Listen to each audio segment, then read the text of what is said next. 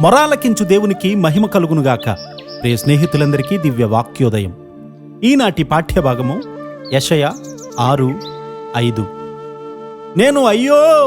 నేను నశించితిని, రాజును సైన్యములకు అధిపతియునగు యెహోవాను నేను కన్నులారా చూచితిననుకొంటిని. ఈ దశలో ఈ ప్రవక్త ఇంకా తర్పీదు పొందుతున్నాడు.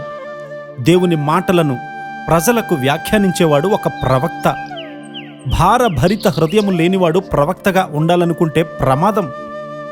అనేకులు సువార్త పని చేయాలని ఆశిస్తారు గాని తగినటువంటి శుద్ధీకరణ లేకుండా దేవుని వాక్యాన్ని ఉచ్చరించడము ప్రమాదము. అతి పరిశుద్ధ దేవుని సన్నిధికి యెషయా గారు వచ్చినప్పుడు ఏదో బాణము వంటిది గుచ్చుకున్నంతగా గట్టి కేక వేసి అక్కడ దేవుని ఎదుట నిలవబడలేక పడిపోయాడు. అతడు చావనందుకు నేను ఇంకా సంతోషపడుతూ ఉన్నాను. మనలో కొంతమంది అయితే అలాంటి పరిశుద్ధ దేవుని సన్నిధిలో చనిపోతాం. రక్షింపబడ్డామని చెప్పుకోవచ్చు గాని ఇలాంటి పరిశుద్ధ సన్నిధిలో చనిపోయి క్రింద పడిపోతాం. అననీయ సప్పీరాలు దేవుని మహిమ ఆవరించబడిన సంఘంలో ఉన్నట్లు గ్రహించలేక చనిపోయారు కదా.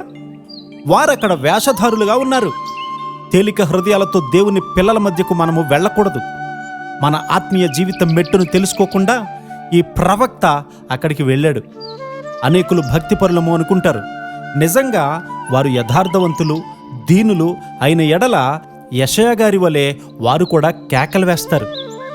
అలాగూ ఆయన కేకలు వేసి మొరపెట్టిన వారు కనికరింపబడ్డారు.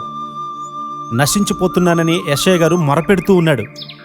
పరలోకం వంటి పరిశుద్ధ స్థలములోనికి పరిశుద్ధుడైన యేసు క్రీస్తు వారు మాత్రమే ప్రవేశింపతగినవాడు గాని మన శరీరాలతో ప్రవేశింపతగము. అనేకులు యేసు క్రీస్తు వారితో జీవించినా ఆయనను పూర్తిగా అర్థం చేసుకోలేకపోయారు. యూదా అయితే ఆయనను తక్కువ అంచనా వేసి నశించిపోయాడు కదా. పరిశుద్ధులతో పాటు ఉండాలనుకోవడం చాలా ప్రమాదకరం. కొంతమంది అలా కోరి నశించిపోయారు కూడా.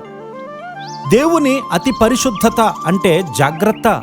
ఎందుకంటే అత్యంత శక్తిమయమైనటువంటి కరెంటు తీగలలోని శక్తి కంటే మించినటువంటి శక్తి పరిశుద్ధ శక్తి దగ్గరకు వెళ్ళి ముట్టుకోవాలనుకుంటే కాలిపోతారు. జాగ్రత్త.